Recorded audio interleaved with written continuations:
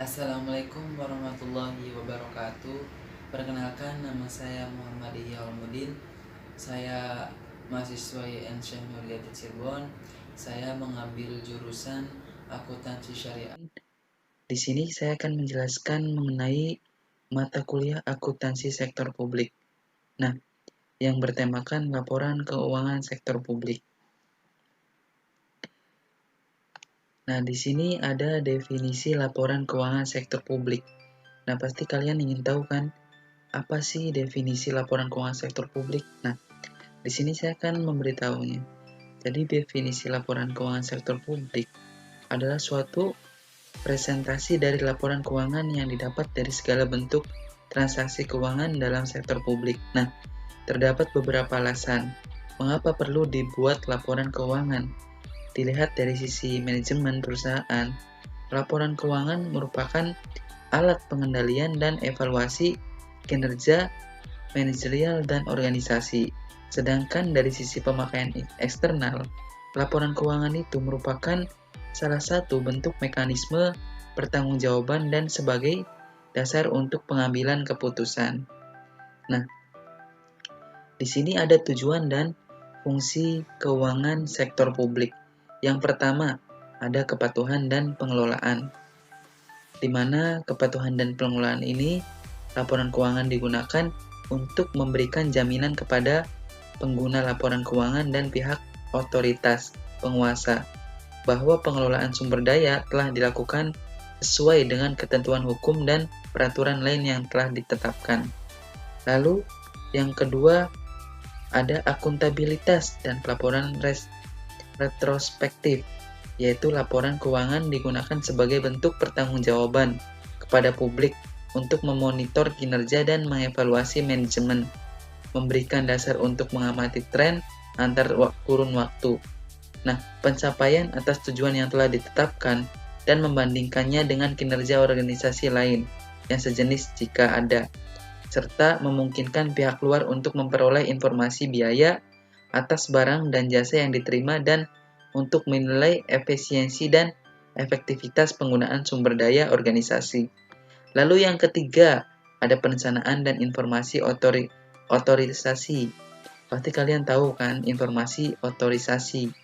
Nah, jadi laporan keuangan ini di sini berfungsi untuk memberikan dasar perencanaan, kebijakan, dan aktivitas di masa yang akan datang, dan untuk memberikan informasi pendukung mengenai otorisasi penggunaan dana.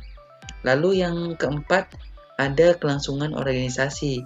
Nah, di sini laporan keuangan itu berfungsi untuk membantu pembaca dalam menentukan apakah suatu organisasi atau unit kerja dapat meneruskan menyediakan barang dan jasa atau pelayanan di masa yang akan mendatang. Lalu selanjutnya ada hubungan masyarakat. Jadi laporan keuangan berfungsi untuk memberikan kesempatan kepada organisasi untuk mengemukakan pernyataan atas prestasi yang telah dicapai kepada pemilik yang dipengaruhi karyawan dan masyarakat, serta berbagai alat komunikasi dengan publik dan pihak-pihak lain yang berkepentingan. Lalu yang selanjutnya ada sumber fakta dan gambaran, atau sort of facts and figures. Nah, laporan keuangan bertujuan untuk memberikan informasi kepada kelompok kepentingan yang ingin mengetahui organisasi secara mendalam.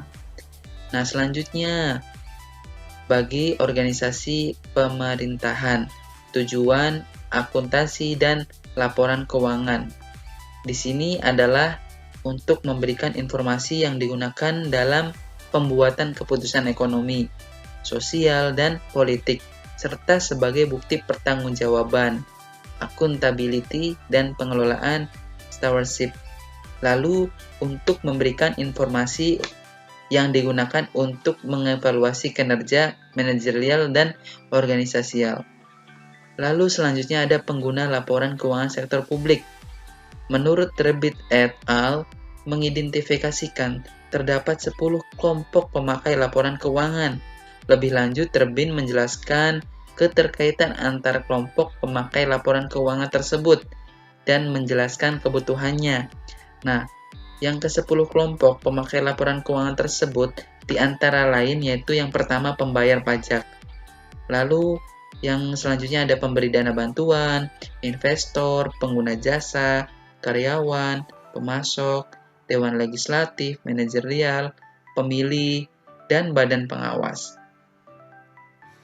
Lalu ada hak dan kebutuhan pemakai laporan keuangan.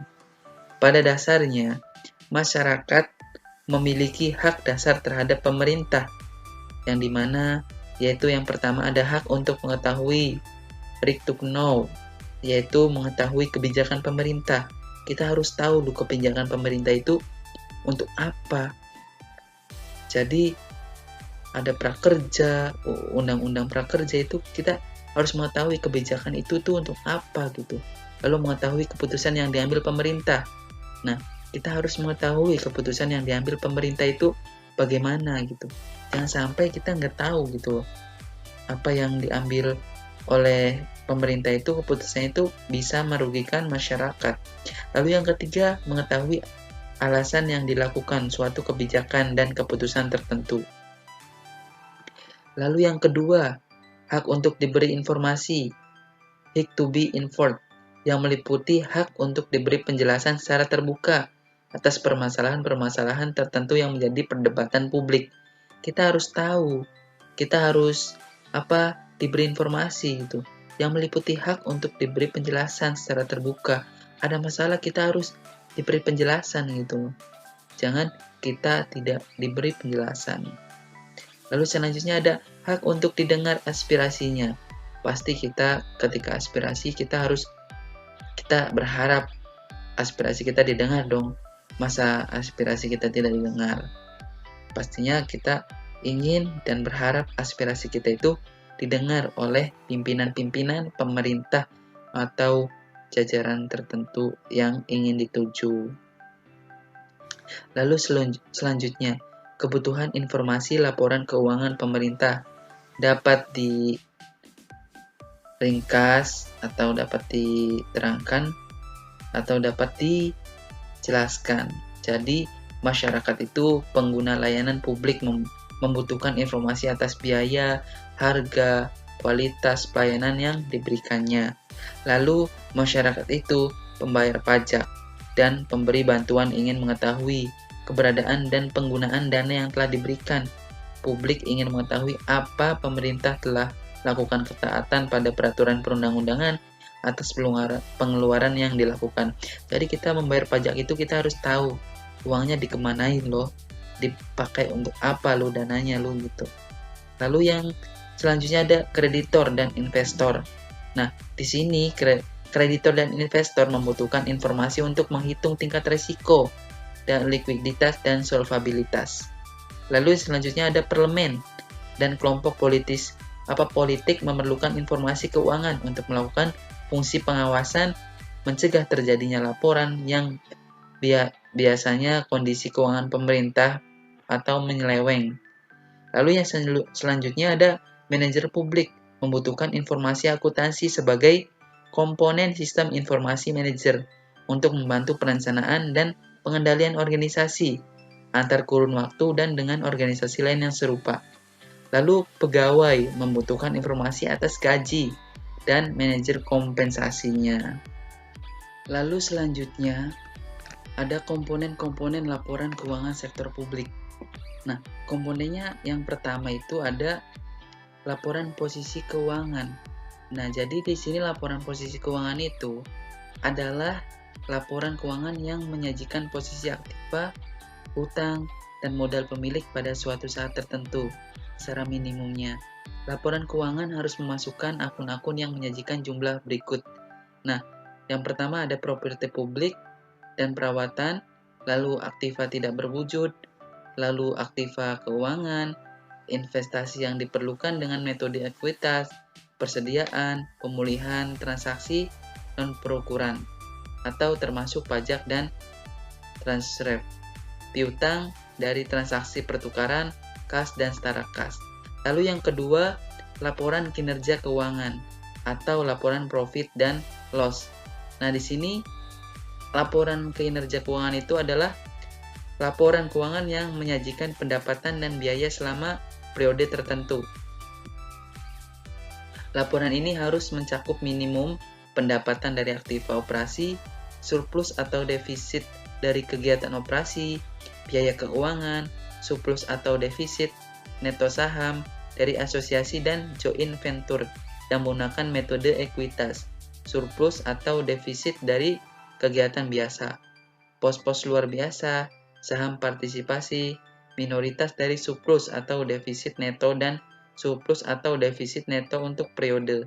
Lalu yang ketiga ada laporan perubahan dalam aktiva ekuitas neto, menyajikan total surplus atau defisit neto untuk suatu periode pendapatan dan biaya lainnya yang diakui secara langsung sebagai perubahan dalam aktiva atau kualitas neto dan setiap kontribusi oleh dan kepada pemilik dalam kapasitas pemiliknya.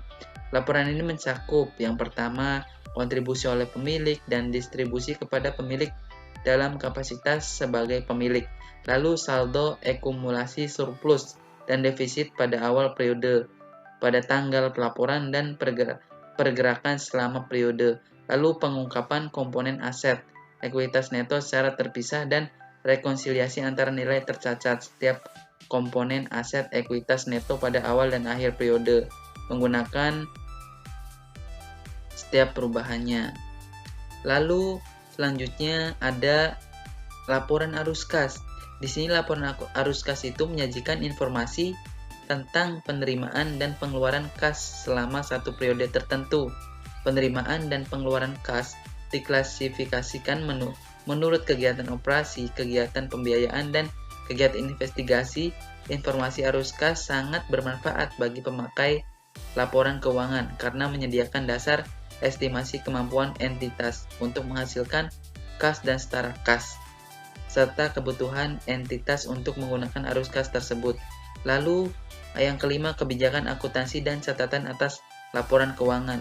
Catatan atas laporan keuangan dari entitas harus menyajikan informasi mengenai dasar penyusutan laporan keuangan dan kebijakan akuntansi spesifikasi yang dipilih serta diterapkan terhadap transaksi-transaksi dan peristiwa-peristiwa penting lainnya. Lalu, perbedaan laporan keuangan sektor publik dan swasta.